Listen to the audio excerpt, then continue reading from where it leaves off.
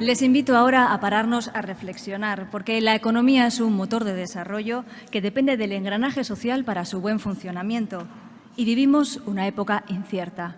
Así lo cree Pilar Cernuda. Ella es una periodista de larga trayectoria y ojo crítico, especializada en información política y analista habitual en los medios, que además ha escrito 18 libros. Hoy protagoniza la conferencia de honor bajo el título «Ser periodista en una España convulsa».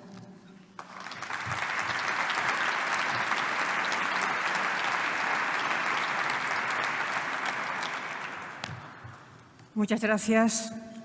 Es un honor estar aquí hoy con tantas autoridades, con tantos empresarios, miembros de medios de comunicación, tantos amigos. Siempre es un gusto estar en Aragón, estar en Zaragoza, pero hoy más. Lo primero de todo, por tanto, dar las gracias a la ciudad de Aragón, de Zaragoza, por invitarme a participar en este homenaje a Pilar de Yarza. Es un merecidísimo homenaje. Dentro de un rato alguien va a glosar su figura y yo voy exclusivamente a dar un par de apuntes. No puedo dejar de dar estas pinceladas, pues conozco a Pilar desde hace más de 40 años, que es el tiempo que llevo colaborando en El Heraldo, y además he tenido la posibilidad, por no decir el lujo, de compartir con ella tiempos de charlas y de cambio de impresiones sobre lo divino y sobre lo humano. Pocas veces he encontrado una mujer más firme, más sensata, más emprendedora y con más claridad de ideas. Ha paseado el nombre de Aragón, de Zaragoza, del Heraldo, de Neo por toda España y por todo el mundo y ha conquistado a todos por su delicadeza personal y su cercanía. Pilar, no sé dónde estás, pero enhorabuena. Te quiero y te admiro y te lo digo de corazón y lo sabes. Hace, como decía hace un rato, más de 40 años que trabajo como periodista. 40 años en los que he vivido la época que considero más relevante de la historia española del siglo XX, la transición, por el enorme, el ingente esfuerzo que hubo que hacer para superar la devastación que provoca una guerra civil y para transformar una dictadura en una democracia. Y, desgraciadamente, estoy siendo testigo privilegiado, porque soy periodista política, de unos años en los que políticos más bien ineptos y, sobre todo, muy irresponsables, están empeñados en deshacerse de ese gran trabajo, anteponiendo sus ambiciones personales a aquello que debe ser prioritario para los gobernantes, o eso se nos ha dicho: servir a su país y a sus ciudadanos. Hoy no solo una inmensa preocupación invade a la mayoría de los españoles, sino también, al menos en mi caso, y ocurre con mucha gente que me rodea, nos invade una inmensa tristeza. No sé cuál fue el momento exacto en que se empezaron a torcer las cosas, porque para unos fue cuando Zapatero, en campaña de unas elecciones que ni soñaba con ganar, en un mitin que pronunció en Cataluña dijo que si era presidente, lo fue contra toda pronóstica por la pésima gestión que hizo Aznar del atentado del 11M, aprobaría, dijo Zapatero, la reforma del Estatut que llegara con el respaldo del Parlamento catalán. Felipe González, precisamente porque no daba prioridad a sus intereses personales, aunque los tenía, sino que fue un hombre de Estado que pensaba lo que era mejor para España, cuando se convirtió en jefe de gobierno en el 82, dio marcha atrás en lo que había sido una de sus promesas clave de campaña electoral: sacar a España de la OTAN, donde habíamos ingresado unos meses antes. Sin embargo, al convertirse en presidente, renunció abiertamente, reconoció además abiertamente que se había equivocado al pensar desde la oposición que era adecuado abandonar la Alianza Atlántica. Recorrió España de arriba abajo, explicando por qué era mejor pertenecer al grupo que controlaba la seguridad y la defensa en el mundo, y convocó un referéndum que ganó con dificultades. Eso es lo que hace un político grande. Eso es lo que hicieron nuestros políticos grandes en los años de la transición. Zapatero, sin embargo, no hizo lo mismo, no rectificó. Cuando fue presidente, estuvo empecinado en el error y dejó que los nacionalistas e independentistas catalanes redactaran un nuevo estatut. No fue una reforma, sino un cambio de arriba a abajo, con artículos que cualquier español de verdad advertiría que rompían España. Cometió un más error Zapatero cuando prometió a Artur Mas que si aceptaba determinados cambios en ese estatut, que se ocuparon de rehacer Alfredo Rubalcaba y Antonio Perales, permitiría que si volvía a ganar las elecciones no promovería un nuevo tripartito como había hecho, sino que le dejaría gobernar. Mas aceptó ese acuerdo, ganó las elecciones y Zapatero volvió a impulsar un tripartito entre PSC, Esquerra e Iniciativa per Catalunya. No puede sorprender a nadie que Artur Mas se convirtiera en un independentista enrabietado y con él muchos de los que dirigían CiU, una coalición nacionalista y conservadora de siempre, y que al romper Zapatero su promesa se convirtió en un partido, una coalición absolutamente independentista. No estoy inventando esto que cuento, me lo contó el propio Artur Mas en su despacho de la oposición en el que estaba después de haber ganado las elecciones. Luego vino el Tribunal Constitucional cuando echó atrás varios de los artículos del nuevo estatuto y una confrontación política y social que todo el mundo conoce, que puso las bases para que hoy Cataluña se haya convertido en el principal problema que tiene España, con una sociedad convulsionada que ha convulsionado también al resto de la sociedad española. Una Cataluña violenta, enrabietada, insisto, en la que se producen escenas propias de la guerrilla urbana, cuando no incluso escenas que son propias de movimientos terroristas.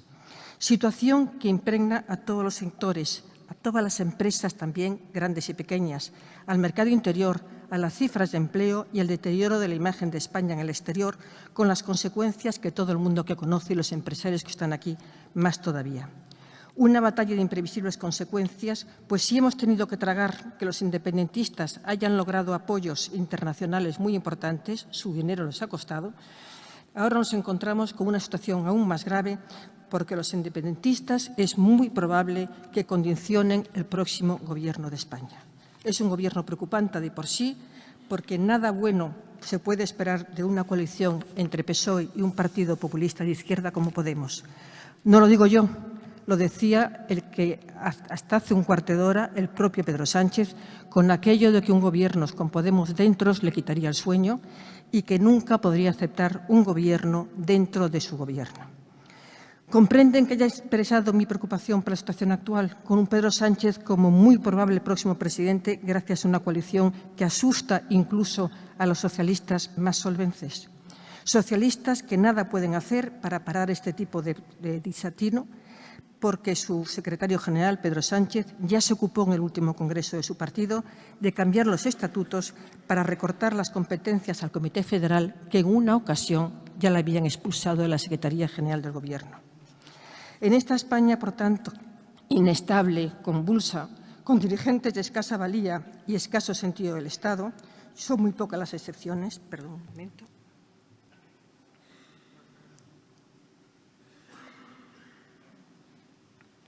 Los periodistas intentamos hacer nuestro trabajo, que es informar con objetividad y analizar las consecuencias de las decisiones que toman tanto los que ostentan el poder como los que se encuentran en la oposición, sin dejar de lado el papel importantísimo de quienes controlan la economía y promueven las iniciativas sociales que garantizan el bienestar de un país. No es fácil trabajar hoy como periodista en España. No voy a entrar en los problemas económicos de las empresas, que evidentemente nos afectan, pues han visto obligadas a adaptarse a las nuevas tecnologías y fórmulas de comunicación que han provocado que se han quedado arrasadas varias empresas que se dedicaban exclusivamente al periodismo convencional y han provocado el cierre de infinidad de medios que no han podido o no han sabido enfrentarse a los cambios. Sí quiero alertar, sin embargo, sobre la aparición de medios basados en el oportunismo y las facilidades de presencia que permitan las nuevas tecnologías, medios que actúan al margen de lo que significa la noble y apasionante profesión de periodismo para aparecer durante un tiempo con las redes como objetivos muy concretos y frecuentemente alentados por personas que defienden intereses oscuros. No voy a dar nombres porque estoy segura de que todos los que están en esta sala saben perfectamente cuáles son los periódicos digitales de absoluta solvencia y con un prestigio indiscutible y cuáles son los libelos que mienten sistemáticamente o nacen exclusivamente para hacer negocio con el chantaje a empresas e instituciones y ensalzan o destruyen biografías en función de intereses vergonzosos. Por no decir, son intereses y son actuaciones delictivas. Prefiero dejar esta vergüenza que nos invade en este momento a los periodistas y hablar sobre el periodismo de verdad. El periodismo que aprendí en la Escuela Oficial de Periodismo y el que me incrustó desde mis inicios, el que fue mi maestro Manuel Guineche. Periodismo, me decía, es contar historias desde el lugar en que se produce la historia y hablando con los protagonistas de esa historia. Eso, lo aseguro con rotundidad, es lo que hicimos los periodistas de la transición, que además sabíamos diferenciar muy bien entre lo que era información y opinión o análisis. Hoy, y lo digo con pena, ya no estoy tan segura de que esa sea la fórmula habitual en todos los que forman parte de las nuevas generaciones. Hay periodistas en esas nuevas generaciones por los que siento un profundísimo respeto, que trabajan y que no trabajan igual que trabajaba yo hace 30 o 40 años, porque hoy disponemos todos, no solamente ellos, de unos medios tecnológicos que facilitan mucho más la tarea, pero que se mueven por los principios de veracidad y de indagar en la información hasta el límite de sus posibilidades, como hacíamos los de la transición.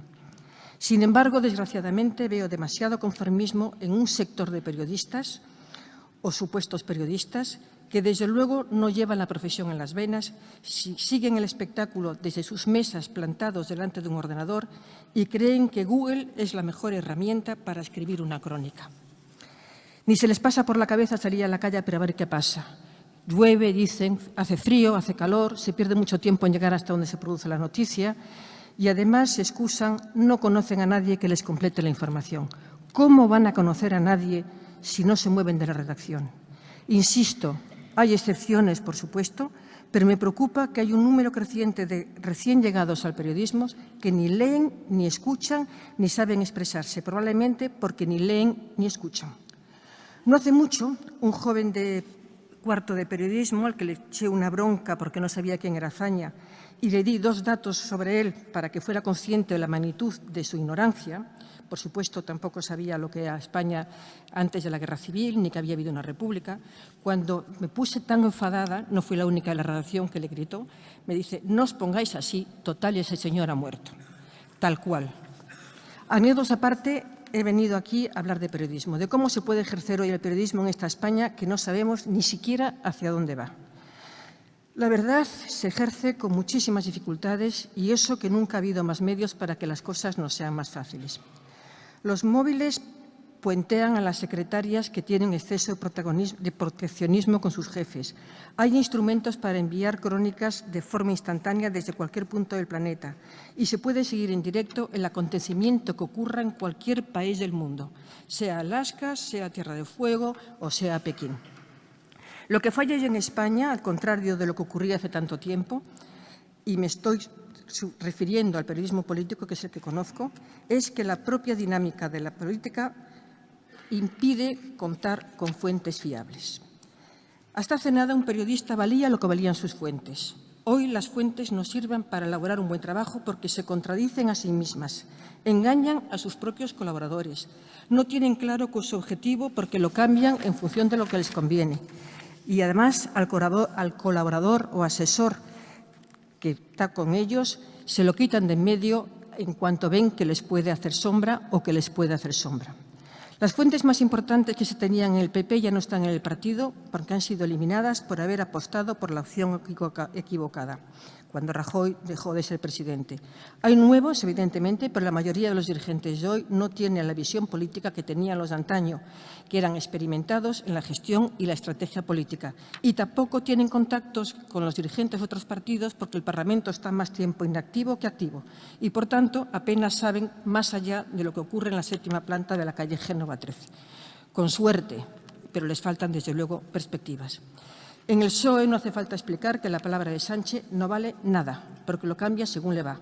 Y es habitual que una información de máxima solvencia que publicamos con gran satisfacción porque va a misa, es decir, que es cierta al 100%, en cuanto pasa una hora se queda en nada, se queda como si hubiéramos mentido. El periodista actual sufre, por tanto, frustraciones y además frustraciones sucesivas, pero lo mismo podrían decir no solamente los periodistas, sino personajes del PSOE como Ábalos, Carmen Calvo, Robles o Borrell, que creían hablar por boca del presidente porque por boca del presidente habían escuchado determinadas iniciativas y que luego, sin embargo, al hacerlas públicas han sido desautorizados. No ocurre eso con Adriana Lastra porque no pronuncia una palabra. Pero lo más grave es la falta de credibilidad del propio presidente en funciones. ¿Cómo se pueden hacer pronósticos en este mundo del periodismo cuando, ahora, un mundo cruel, cuando vivimos en el desconcierto, ya que es el propio presidente el que se engaña a sí mismo? ¿Hace falta recordar lo que decía de Pablo Iglesias y de una coalición con Podemos? ¿O lo que decía de Riveras y de la mediocridad de Riveras, o de que no era un hombre fiable y al que, sin embargo, llamó para pedirle apoyo a cambio de participación en su gobierno? Por no hablar de las divisiones que se ven en el mundo independentista, o que Urkullu no piensa lo mismo que Ortúzar en el PNV, o que incluso Iván Redondo cuenta a los periodistas lo que le conviene a Sánchez, no lo que Sánchez piensa hacer.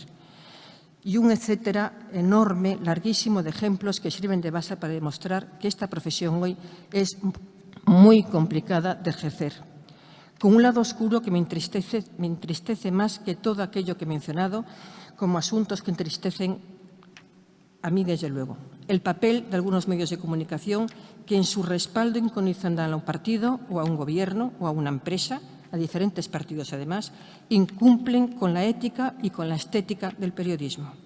Un ejemplo muy reciente. Cuando se conoció la sentencia de los ERE en Andalucía, ha habido algún medio importante de comunicación nacional que, al dar la información, que la daban portada, no ponía las siglas PSOE. Es curioso. Como me pareció curioso también que no se mencionara más a los ERE, excepto ese primer día que se produjo la noticia. O me pareció curiosa la casi unanimidad de determinados medios para que el mismo momento, el mismo día, en la misma página que hablaban de la sentencia de los ERE, inmediatamente al lado hablaban de la Gürtel. Dos casos que no tienen absolutamente nada que ver, excepto que son dos casos vergonzosos. Pero ni los ERE ni los Gürtel son lo mismo, ni en cifras ni en la forma de cometer el delito. O que se pusiera el acento, por ejemplo, en que en los ERE, al contrario de lo que ocurría en la Gürtel, nadie se llevó dinero al bolsillo. ¿Cómo que no? Si yo sé nombres y cifras del dinero que se llevaron, estoy segura que hay otros compañeros míos que lo saben exactamente igual que yo. Y, sin embargo, no se han publicado. Me pregunto mucho qué va a ocurrir en el futuro inmediato. Me pregunto mucho qué va a ocurrir con el Gobierno. La gente, cuando estoy por la calle, y no me ocurre a mí porque lo he hablado con otros periodistas, nos pregunta lo mismo. Te paran, como sales en televisión, te paran, te conocen y te dicen, te preguntan, ¿qué va a pasar? ¿Va a haber un acuerdo con los independentistas? ¿No hay vuelta atrás en la coalición con Podemos? Tratan de saber por qué es lo que más importa en este momento a los españoles. No lo sé, les digo de la manera más educada posible para que no piensen que me escaquee o que no quiero responder. No lo sé, lo siento. ¿Por qué no lo sé cuando una buena parte del periodistas, por lo menos los que estamos en la información política, deberíamos saberlo o al menos intuirlo? Porque nariz, desde luego, no nos falta. Al contrario de lo que ha ocurrido en las últimas décadas, manda hoy en España un político cuya palabra no se mantiene más allá de 24 horas, como he dicho hace un momento, y no tiene más afán que mantenerse en su puesto y es capaz, por tanto, de cualquier cosa. Por eso es capaz de pactar con el diablo, o lo que él decía no hace mucho que era diablo. Por tanto, es imposible saber a dónde es capaz de llegar alguien al que solo le importa su lugar. Para finalizar, por tanto, confieso mi ignorancia, una frustración, una gran frustración por no tener hoy las certezas que debe tener un buen periodista. Pilar de Yarza conoce muy bien esta profesión, no por su cargo ejecutivo, sino porque lleva esto en la sangre y no es un empresario de despacho, sino que baja a la redacción, conoce los nombres y las historias personales de todos y cada uno de los que forman parte de esa redacción. No todos los empresarios periodísticos pueden decir lo mismo. Precisamente, Pilar, porque conoces a tu gente y llevas muchos años en esto, creo que entenderás muy bien mi frustración actual. Muchas gracias.